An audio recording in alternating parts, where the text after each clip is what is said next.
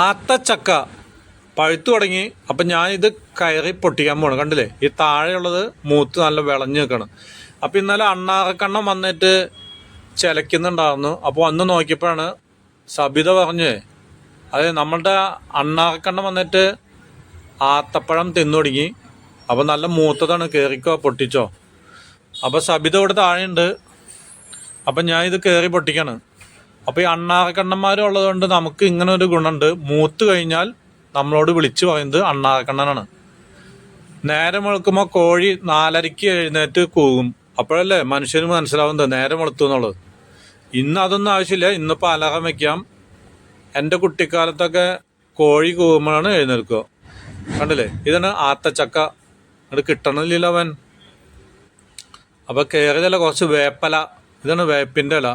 എല്ലാ കറികളിലേക്കും ആവശ്യമുള്ള കാരണം ഒരു കൊമ്പ് ഒടിച്ചിട്ട് സബിതയ്ക്ക് കൊടുത്തു.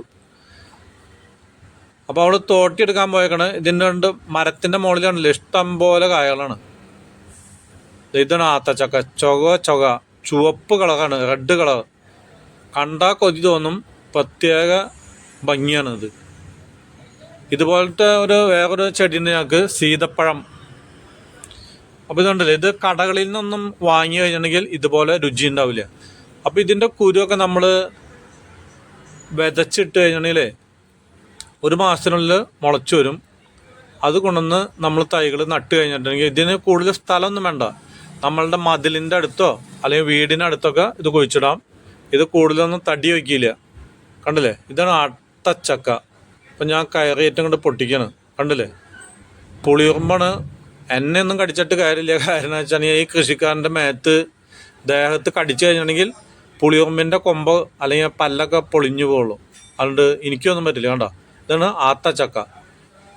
അപ്പോൾ തോട്ടി എത്തി, സബിത എത്തിയിട്ടുണ്ട്. തോട്ടിയും കൊണ്ട് വന്നു.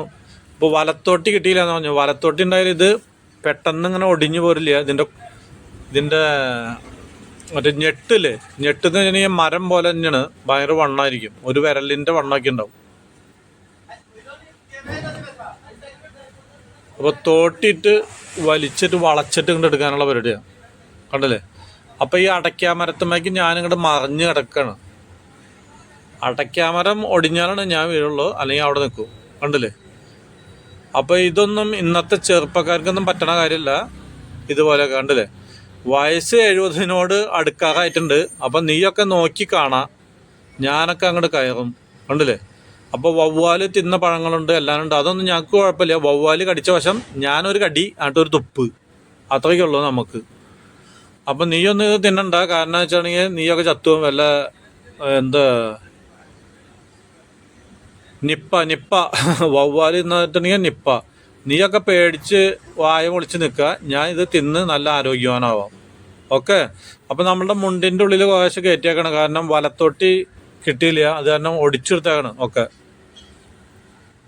ആത്തച്ചക്ക ഒടിച്ചിട്ട് എൻ്റെ മുണ്ടിൻ്റെ ഉള്ളിൽ ഇട്ടേക്കണം. ഇപ്പോൾ സബിത പറയുന്നുണ്ട് സൂക്ഷിച്ചിറങ്ങിയോളൂ. ഇത് എന്ത് ഇതിലും വലിയ മരത്തുമ്മ, അടയ്ക്കാമരത്തിനും തെങ്ങുമ്മയും കയറുന്ന ആൾക്ക് ഇതൊക്കെ മരത്തുമ്മ കയറാന്ന് വെച്ചിട്ടുണ്ടെങ്കിൽ പ്രയാസമുള്ള കാര്യമാണോ? അല്ല, ഇതൊക്കെ ചവിട്ടി കയറാവുന്നുള്ളൂ. അപ്പോൾ ആത്തച്ചക്ക കിട്ടി. നല്ല അടിപൊളി സാധനമാണ്. അപ്പോൾ തമിഴിലുള്ള ഒരു പാട്ടുണ്ട്, ഹേയ് ആത്തോരമ്മ വാരിയ ഞാൻ ഇത് ഞാൻ കണ്ടു കഴിഞ്ഞാൽ ഇതുപോലെ ഇങ്ങോട്ട് പൊട്ടിച്ചെടുക്കും. അത്രയ്ക്കുള്ള പ്രശ്നം. അപ്പം ഇതൊക്കെ ഞാൻ കയറി കണ്ടിട്ടാണാവോ എന്താണാവോ ഈ തമിഴന്മാർ ഈ പാട്ട് കഴിക്കാൻ എനിക്കറിയില്ല. പണ്ട് എൻ്റെ ചെറുപ്പത്തിലും ഞാൻ പൊട്ടിച്ച് തന്നിട്ടുണ്ടല്ലോ, അന്ന് വല്ല വീഡിയോ എടുത്ത് പോയിട്ടുണ്ടാവും.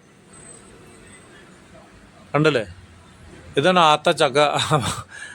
പിടിച്ച ഒരു കൊതിച്ചിപ്പാറുണ്ട് എൻ്റെ ഭാര്യ, അവൾക്ക് കൊടുത്തു ഒരു കഷ്ണം.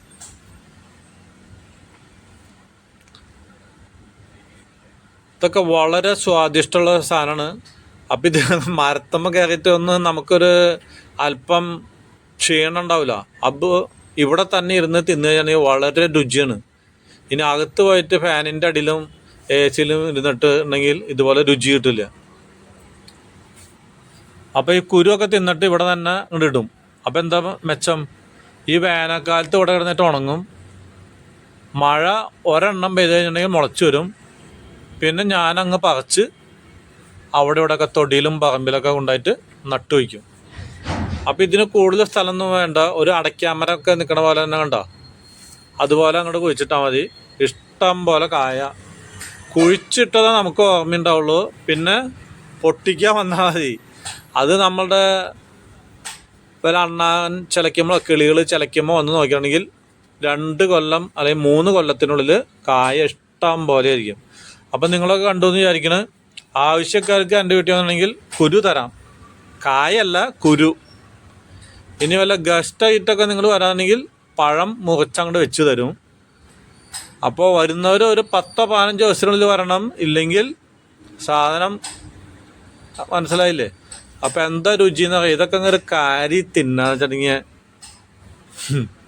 എൻ്റെ മോനെ, ഇതൊക്കെ തിന്നതിൻ്റെ രുചി നാവിൻ തുമ്പിൽ എത്തിക്കഴിഞ്ഞാലേ പിന്നെ വിടില്ല നിങ്ങൾ.